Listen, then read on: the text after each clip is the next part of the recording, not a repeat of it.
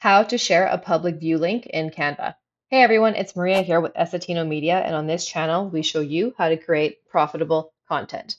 Okay, so the reason you would use a public view link is if you want to share it with someone that's only going to be viewing it. So this link does not give anyone editing access, it's view only. So for example, we made this summer barbecue invitation. We want to send it to some friends or send it to someone just to get some feedback on how it looks.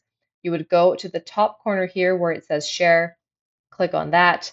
At the bottom here, you can see public view link. If for some reason it's not showing up here for you, then I would go right here where it says see all, click on the three dots, and then you'll see it again here where it says public view link. So let's click on that. And then down here, you would click on create public view link, and then you would just click on copy. And then right there, you can copy and paste that to whoever you'd like to send it to. They'll only be able to view it. And I'll show you what that looks like now in an incognito tab. And it's right there. So if you see here, there's an arrow, you just click on that. And as you keep clicking, it's going to show you the next pages if you have several pages that you're sharing with someone. And then you would click here to go back to the other page.